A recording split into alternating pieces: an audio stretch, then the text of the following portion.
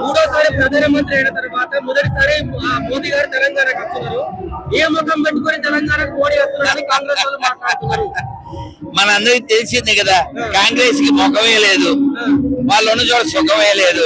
నిన్నగాక మొన్న కూడా కాకతీయులు కట్టించిన 800 ఏళ్ల క్రితం గుడికి బాల కొట్టేవాళ్ళు కదా, వాళ్ళు మాట్లాడడానికి అర్హత లేదు. వాళ్ళు మోడీ గారికి ముఖం ఉంది, మోడీ గారు ఎక్కడుంటే సుఖం ఉంది, మోడీ గారు అంటే స్ఫూర్తి ఉంది, మోడీ గారు అంటే ప్రపంచంతో కీర్తి ఉంది. వాళ్ళకే ఉంది, బాగుండదు మాట్లాడితే గాని. ఈ దేశంలో మీరు గమనించండి, ప్రపంచం అంతా ఇప్పుడు చాలా కొరతతో, కరువుతో, యుద్ధాలతో అల్లలాడుతుంది.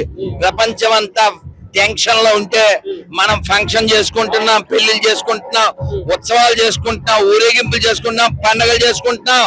మరి హిందూ, ముస్లిం, క్రైస్తవులని తేడా లేకుండా అందరూ పండుగలు చేసుకుంటున్నారంటే దాని అర్థం ఏంటి? బాగున్నామనేనా?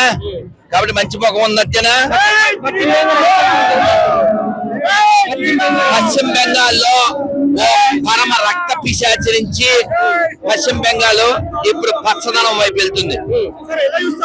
ఒక ఆశ, ఒక శ్వాస అక్కడ ఉండే హిందువులు బాధితులు తీసుకునే పరిస్థితి వచ్చింది. అంతకుముందు రాక్షస పాలన అంతమైంది, ఇప్పుడు రామరాజ్యం ప్రారంభమైంది. Why not Telangana?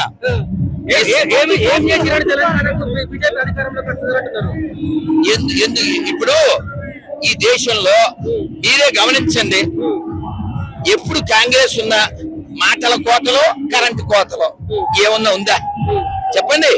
కరెంటు కోత ఉందా ఇప్పుడు? గత 12 ఏళ్ళుగా కరెంటు కోత ఉందా? లేదు కదా. మాటల కోత లేదు. ఎక్కడన్నా తీవ్రవాద దాడులు ఉన్నాయా? లేదు కదా. రోడ్లు పెరిగినాయి, రైళ్లు పెరిగినాయి, విమానాలు పెరిగినాయి, మన గౌరవం పెరిగింది, మన తలసరి ఆదాయం పెరిగింది. జిఎస్టి విషయం చూడొచ్చు. మనం అన్ని రంగాల్లో ముందుకెళ్తున్నాం. కాబట్టి మనం వాళ్ళ కుత్సిత బుద్ధితో ఏదో వాగినంత మాత్రాన కాంగ్రెస్ అనేది ఆల్రెడీ నిర్మూలించబడింది. ఆవిడ దేవాదాయ శాఖ మంత్రి అవ్వడం ఇంకా దురదృష్టకరం. కాంగ్రెస్ వాళ్ళ మాటలు అలా కాకపోతే ఎలా ఉంటాయి చెప్పండి? అల్లాహ్ అక్బర్ అంటే వస్తాయి పైసలు, లేకపోతే ప్రైజ్లు అంటే వస్తాయా?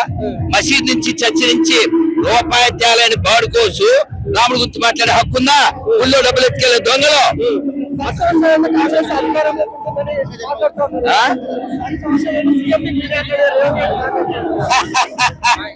ఇది బెస్ట్ జోక్.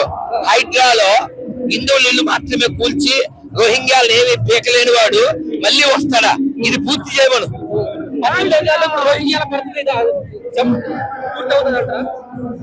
పశ్చిమ బెంగాల్లో రోహింగ్యాలు మాత్రమే ఖాళీ చేయడం కాదు, తెలంగాణలో కూడా రోహింగ్యాలు ఖాళీ చేస్తారు, చేయిస్తారు.